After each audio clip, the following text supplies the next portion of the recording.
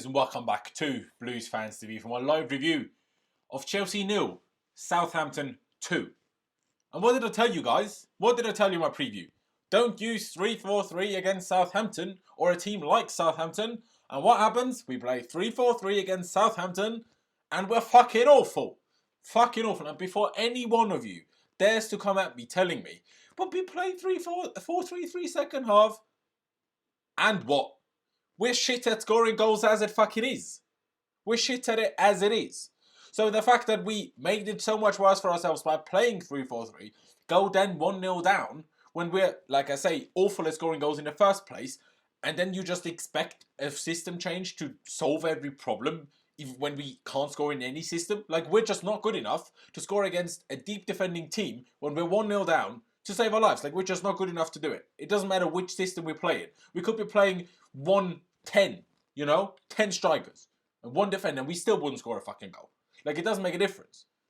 You don't start 3-4-3 against Southampton, Lampard. You do not. And I don't understand what this is. I understand that he's inexperienced. But sorry, Lamps. You can't be a manager that sees, this system worked against Tottenham. Even though Southampton is completely different, let me just do the same thing and it will work. It worked so well last time. That's not how it fucking works, is it, mate? Clearly fucking not.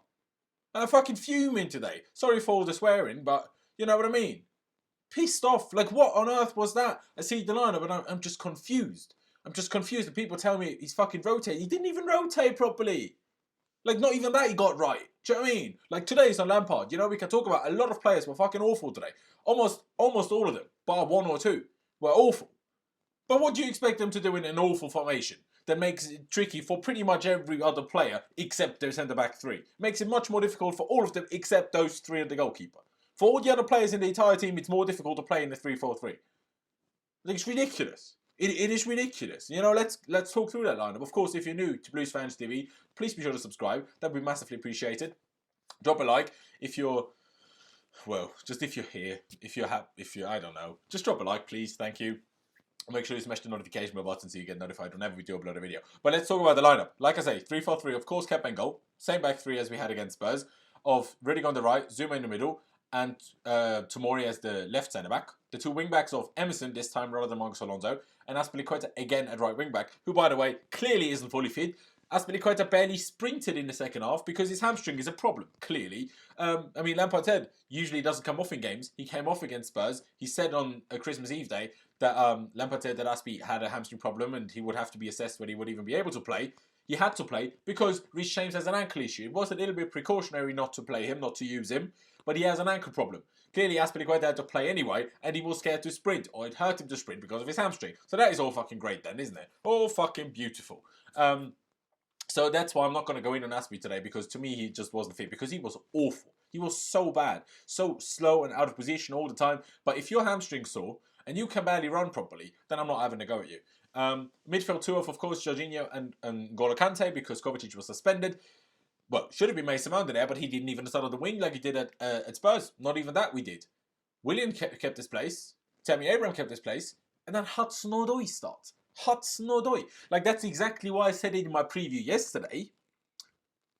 What? Why? Like, you shouldn't start Hudson-Odoi. We need wins now. We need to get on a run.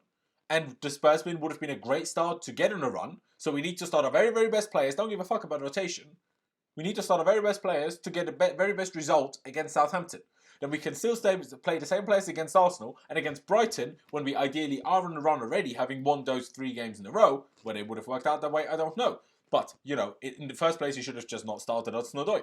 Like, he's just not on it yet. I don't know whether he had a great, you know, was good in training, but he certainly wasn't good on the fucking football pitch, you know, in the game. He certainly wasn't. And, like, then start Hudson-Odoi against Brighton. You know, give him that game. Not now. But we did give him that game. And see how that went. See how that went. Now, talking about the first half, yeah? Long balls. I forgot that we appointed Antonio Conte again. Or Jose Mourinho.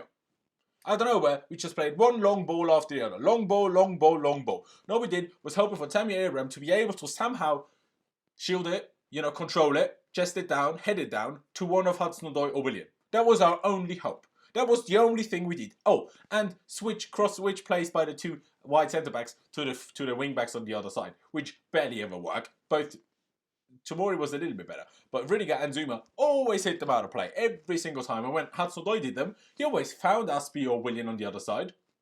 Great. But they were so slow that the players could have overtaken the pass, overtaken the ball while the ball was in the air, and would have been down in position to close down whoever the ball was to receive the ball on the right-hand side anyway. So it didn't make a fucking difference at all. Like, honestly, I'm fucking fuming. I'm fucking fuming.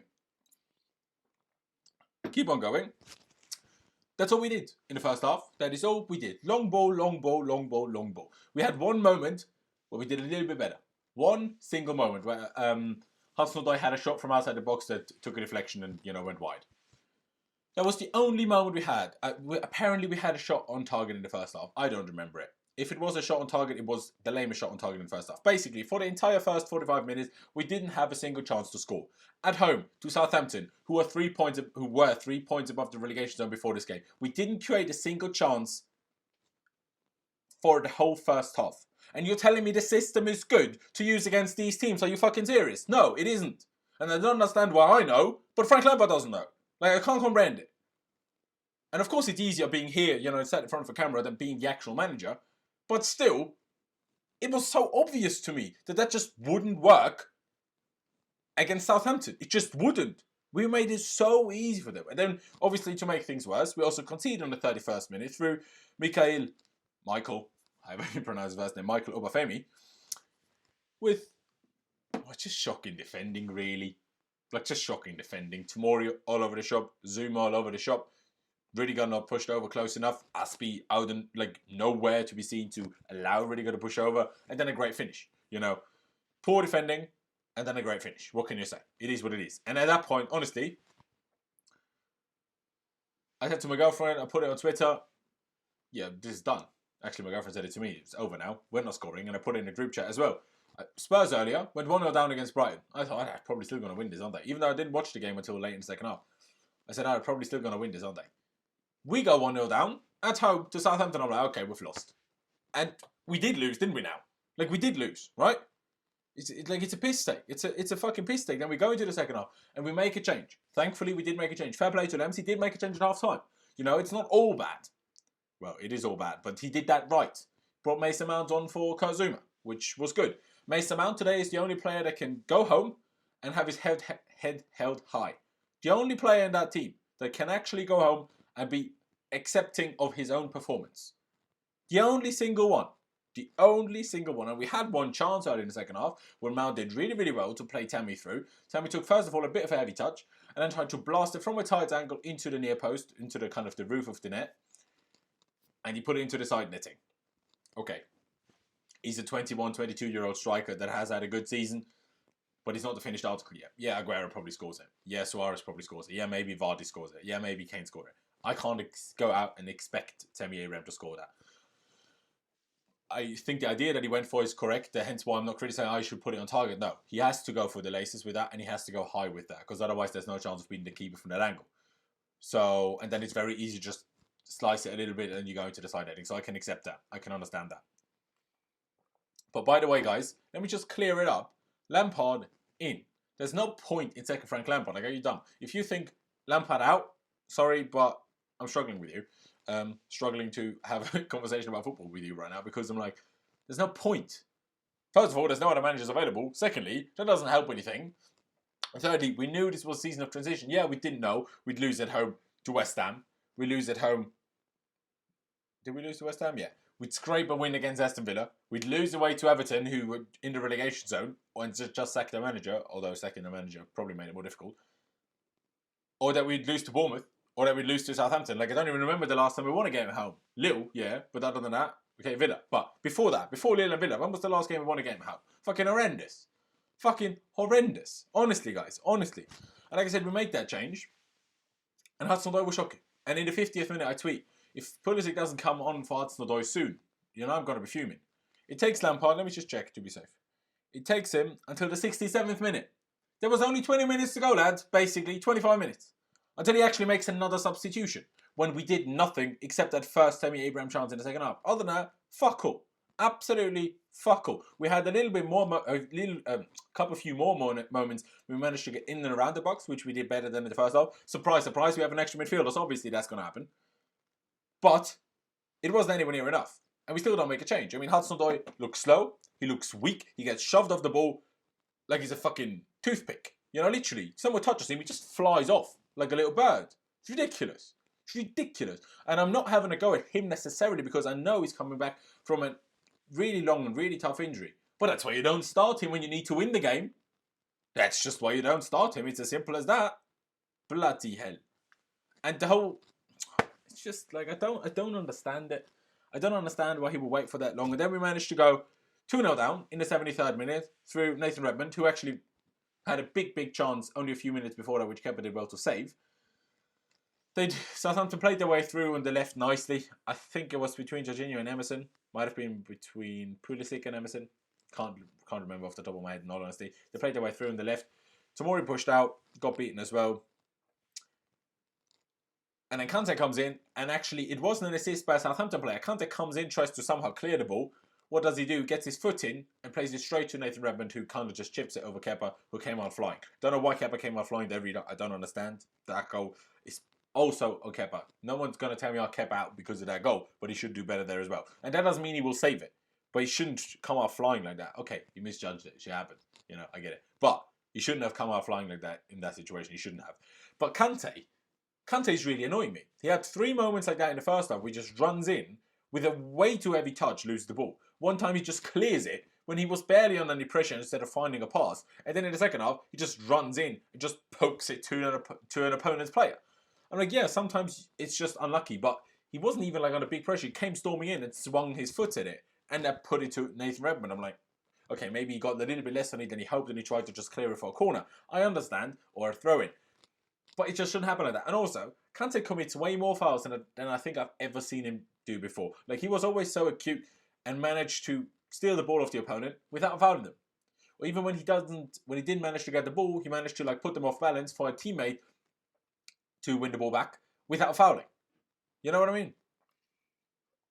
Kante needs a rest. Kante barely played until fucking November. Kante doesn't need a rest. Jesus, Kante, no. Kante doesn't need a rest at all. Jorginho today. Now, Jorginho is maybe another one that can, you know, go home with his head held high. I'm not saying Jorginho was great by any means, but I think it was better than almost all of the others with what his job is. Do you know what I mean? With what his job is, I think it was pretty decent at that. He sprayed the ball around for the most part pretty well, and then once we get further forward into the final third, that's where we struggle. Not necessarily blaming him for that. He played a couple of decent balls as well, had a couple of great tackles as well, good positioning as he does, but I'm not saying he was great by any means. Not saying he was great by any means. And Willian wasn't great by any means either. Just because I'm slating Hudson-Odoi doesn't mean Willian was great. But people need to stop the Willian hate. People need to stop the Willian hate and the Hudson-Odoi propaganda if that's how it's going to happen. Because people telling me Willian was worse and Willian was shit and Willian was this and that. Yeah, Willian was good. Don't get me wrong. Willian certainly wasn't good. But Willian kept losing the ball, trying something. Trying to get an opponent. Trying to play a pass that might open things up for us. Trying to go on a dribble. Trying to open it up to shoot for himself. Hudson-Odoi lost the ball when controlling the ball, without doing anything, or by running backwards, right? Those are very 2 and 3 different things of how to be bad. And William was a much less serious bad than Hudson-Odoi was today, right? And I don't like the whole injury situation. Yes, we can give him, you know, that benefit of the doubt in the situation, but not on the performance on the pitch. And that's irrelevant now. You know, when we want to do better, you know, that's the thing that matters. And Tammy today, he was really good for the first 15, maybe 20 minutes. I thought he fought really, really well to hold the ball up for all these long balls that he was receiving. Really, really. At least Hudson-Odoi takes long shots. He took 1. Okay, 2, sorry. He took 1 that he put just on the top of the netting. Easy shot. No pace on that. Easy save. And the other one, yeah, first half, decent shot on his left foot, would never have scored. Never. He just wouldn't have. And I mean, Willian is the guy that shoots, but Willian had to drop. So Hudson-Odoi was even allowed to go into those positions because whenever Willian came closer and Hudson-Odoi was left to do the work on the left, to then end up playing either Tammy or Willian in, it didn't happen. So Willian had to do it from the right to even allow Hudson-Odoi to be in those positions. And yeah, I'll talk about the Pedro situation as well. Give me a minute. But Tammy, yeah, first 15, 20 minutes was pretty good. I was happy with this hold-up play. But after it was just poor. First of all, he was throwing his arms around in frustration constantly after we conceded. That's what people usually criticise Willian for. Pretty sure no one's going to criticise Tammy Abraham for it. You know, I love these young players. I love these youngsters. I love Tomori and Reece James and Mason Mount and Tammy Abraham and even Hudson-Odoi, even though him less so because of the transfer request. Not forgiving him. I'm not sure if I ever will, but I've definitely not forgiven him yet. But I still need to be able to criticise them. And at some parts in the second half, it felt like having Morata. It felt like having Morata, not because he fell over that much or because he was offside that much, but he was always that step too slow. Always in the wrong position for every cross. You know, it is working with your teammates and knowing your teammates. That certainly comes into it. The crosser needs to know whether the striker's going to go for the near post, whether he's going to go for the far post, or whether he's going to drop. The crosser needs to know that. But at the same time, the striker needs to know where the crosser is going to cross the ball. And the striker also needs to be good enough to read from the situation of that the crosser is in, where he's going to cross the ball to. You know, he needs to see that. And he was in the wrong spot every single time. Second half, we had a couple of decent crosses from both sides into some sort of dangerous area. You know, whether it was from the byline or whether it was crosses from further out wide, we had decent balls flying in, but no one was ever there. No one was ever there, and it was infuriating. It was honestly infuriating. And also, it was a 4-2-3-1 in the second half, which I don't like, because it didn't even give us the midfield stability. It didn't even give us that. Like Mason Mount, okay, I know we're 1-0 down, and, you know, we tried it. But there's no point, you know, Mason Mount pressing like a crazy person over, like up there, if the rest of the team is too deep. There's no point. Either we push as a team, or we don't push at all. You know, we can't do this half-hearted bullshit. And I'm really intrigued as to what Lampard is going to say after the game. Because I'm like, is he going to find the same excuses and explanations as he always is? As he always has done recently. Like, oh, we're not good enough in the final third, and this and that, and this and that. Well, maybe we're not good enough in the final third because you played the wrong formation and you played the wrong players, mate. And then you bring Pedro on. Pedro. In the what? What was it? 84th minute. First of all, why? Why are you making us up in the 84th minute when we conceded in the 73rd? What made you wait 11 minutes to make another substitution when we go 2-0 down? Sorry, why? Like, are we just going to, like, accept that, okay, we've lost, then either don't make a sub, or, I don't know, make a defensive sub or something? But why bring on Pedro for Willian? Like, what is the point? With 5-6 minutes to go when we're 2-0 down. As if Pedro is going to do anything. I'm not even sure where he touched the ball, in all honesty. I don't even understand. Bring Batshuayi on, either for Tammy because he was so bad, or bring Batshuayi on for Willian, or bring Batshuayi on for Jorginho, and go 4-4-2 for the end. And try to pepper them with crosses and try to get one back, and then maybe something crazy happens in injury time. Go 2 strikers then. Do you know what I mean? Southampton played a 4-4-2. We can play a 4-4-2. Like, it's fucking pissing me off. Honestly, it's pissing me off. It's the same shit every home game. It's the same. I go into home game and I see the line and I'm like, oh, great. That's literally what happens. It's literally what happens pretty much every time I see the lineup at the moment. Okay, against Spurs, I was wrong. But pretty much all the other times I've been right. So I'm like, what is going on? And the intensity wasn't there, the motivation wasn't there, the determination wasn't there. And that's not on Lampard then. Not just on him. Well, not mainly on him anyway. Why were they fighting for every single fucking ball against Spurs, but not today? I get they're a big rival, but you should be up for every single game. Like, I know it's a long season, but like, you know, we've not been that good. You know, get it up at home, and you know, you can criticize fans for not being louder. Yeah, of course, yeah. And you can criticize them for going home with 2-0, but you can also not criticize them because we've been playing shockingly at home for 4 or 5 games straight, worse than we ever have under Mauricio Sarri last season, I might add. You know. Just to throw that into there. Of course, we had Hazard. And if we had Hazard now, a lot of these losses recently against West Ham, possibly against Everton, against Bournemouth, and quite possibly today as well, we probably win those games or get a draw in those games just because Hazard. And we don't have that. So Lampard, of course, that has to be, you know, that benefit of the doubt has to be given to him. Because he's, you know, it's a difficult situation. But we need to sort our lives out. I think we'll probably do okay against Arsenal. Their first game when I tested today, they drew against Bournemouth. Against Arsenal, the 3-4-3 is probably a decent formation to go with. It will probably do quite well. But we can't do it against these teams. Like, we honestly can't. We honestly can't. And no, we're not Lampard out. We're not Lampard out. Sorry, guys. Like, get a grip. We still have a very, very young team. We still lost our very, very best player. And we have a very inexperienced man. You can criticize Lampard for being inexperienced, but it's not... Well, no, I say you can't criticize him for... I do not speak anymore. You can't criticize him for being inexperienced. That's not his fault as such. You know, if that was the problem, then Chelsea shouldn't have appointed him. Not that, you know, that's something to blame him for. He can't help that he's not inexperienced. It's not his fault that Chelsea appointed him one season into being a manager. So, like, that's not his fault. So Lampard out is silly. Lampard out is just absolutely silly. There's no point in that. Let's see what the January transfer window brings. Let's see what we do in it. If we sign anyone and who we sign. And then let's see what happens in the summer. In the next season, we can see where we are and see what we're doing. It's up and down, isn't it? You know, we had a 3-point gap to Spurs when we played them. We beat them with a 6-point gap again. Yes. And now we're here and we lose again. And it's only a 3-point gap anymore. You know, top 4 will be tough. I said a few months ago, I think we'll get it. But then we dropped performances more than I expected us to do.